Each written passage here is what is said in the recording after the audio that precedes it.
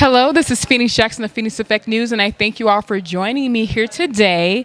Ladies, I have such a good treat for you. I have the just beautifully esteemed, and she is gorgeous as you can see, Salwa Owens. She is the Chief Executive Creator of Salwa Owens Lifestyle Brands, and she's not only a fashion designer, but she knows how to create great events, as I'm finding out.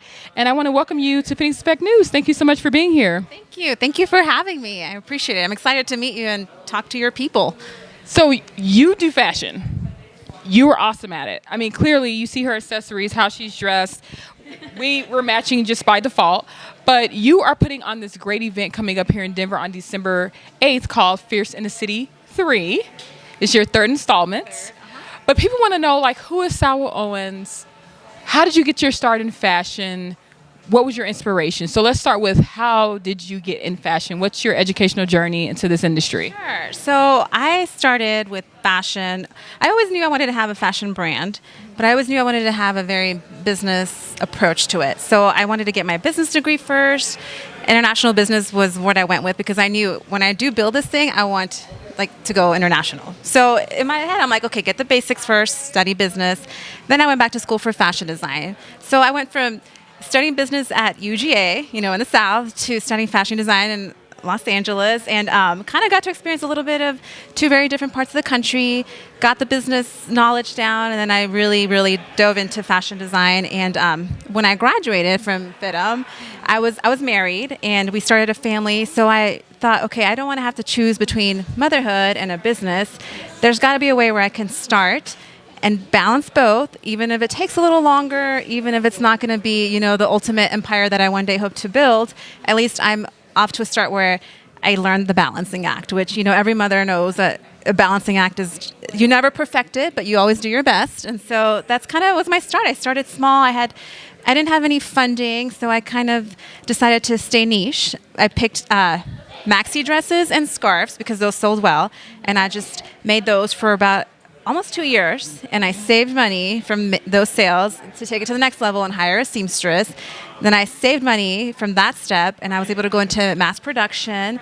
And then after another kind of year of that, I was able to have a international team that does more of the couture work, to do the beautiful gowns and the detail work that I always dreamed of doing. And so really it was like baby steps and trial and error. There's some things that I probably could have done better, could have lost less money, but all those lessons have come to effect now, and it's a lesson that never ends.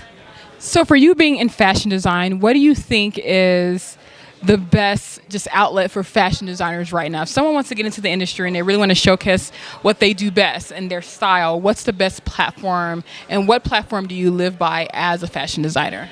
Well, I think a good starting platform, first of all, a lot of designers forget this. Do your research.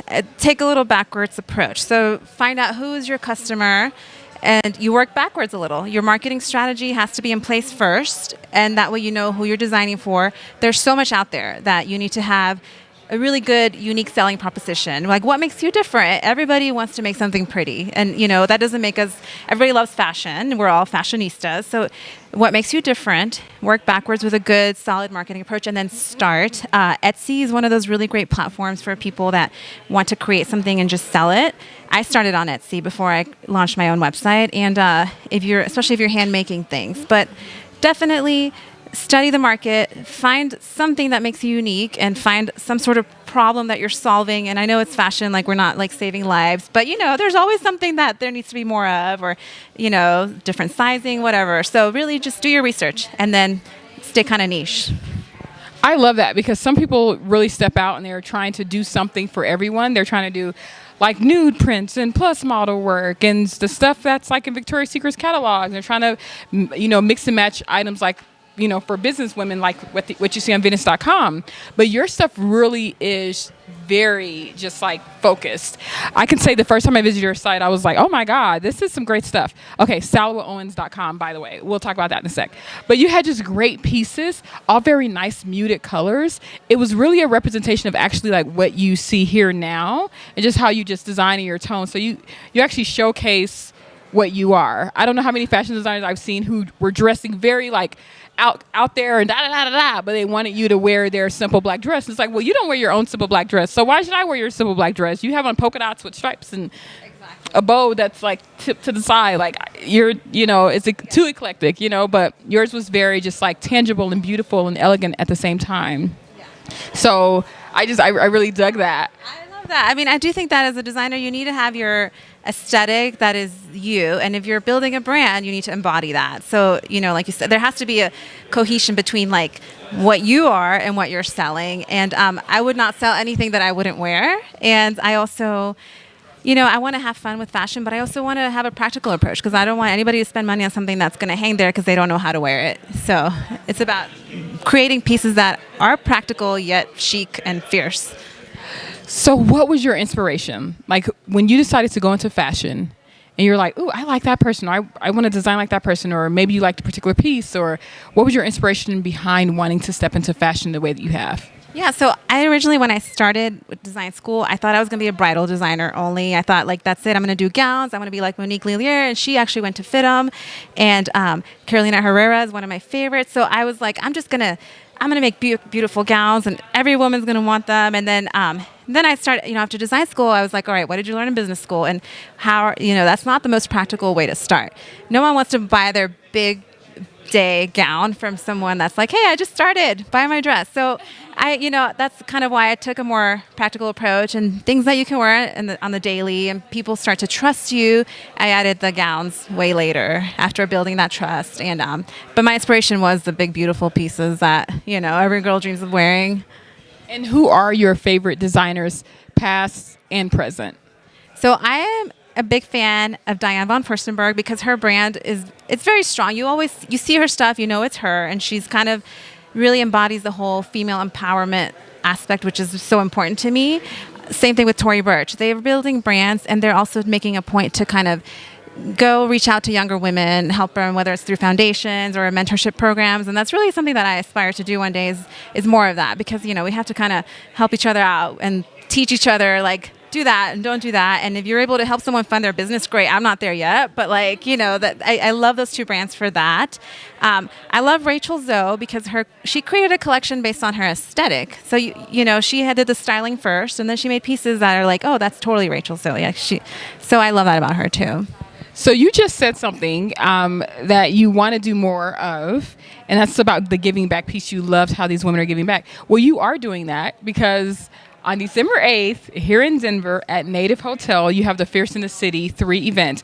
And some of the proceeds are going to go back to Girls Inc. So I feel like you're always giving back to the girls. It's a very important thing to me. I always tie my events to a nonprofit, and it's so nice to use your platform for something good. And I always know, I start now, and it might be smaller, but it's going to grow. And yeah, Girls Inc. is great too. They're an amazing group of young girls.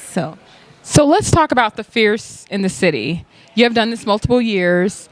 What can anyone who is planning to buy a ticket, what are they buying a ticket for? What are they planning to see? Who are the designers that you're co-oping with for this great show? Okay, so Fierce in the City is more than a fashion show.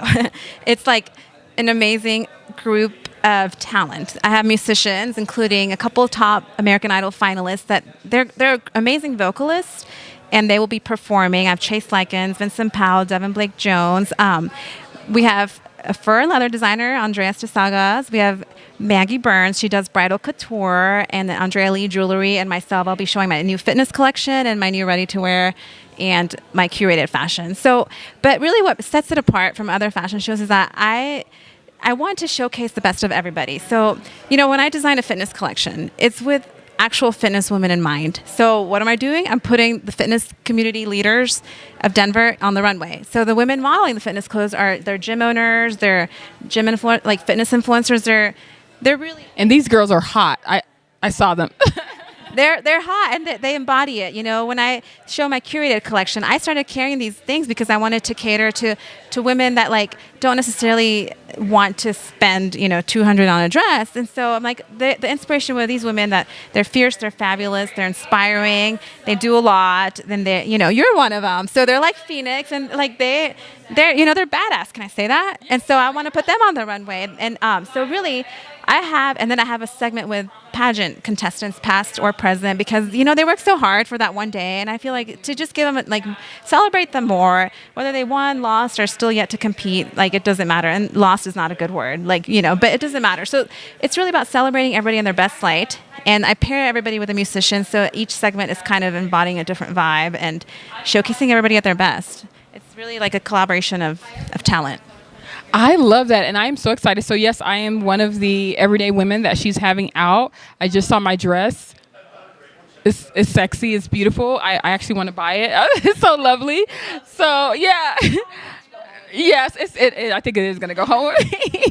But I'm so excited for this day. Where can individuals find more information about you, Salwa, and where can they find information about the Fierce in the City event that's coming up? Sure. So if you want more information on me, Salwa Owens, SALWA Owens.com is my website, and Salwa Owens on all social media. Believe it or not, it was not taken. It was available when I started my business. And for the show, fierceinthecity.us. So that'll take you to the event page actually on Facebook, which it has every detail that you need. So it's good place to start.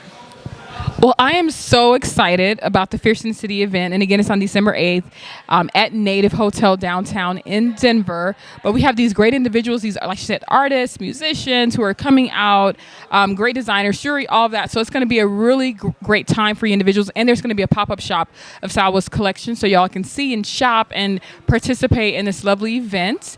Again, this is Salwa Owens. Thank you so much for joining me. And I am Phoenix Jackson, and we're here with Phoenix Effect News. Have a good day.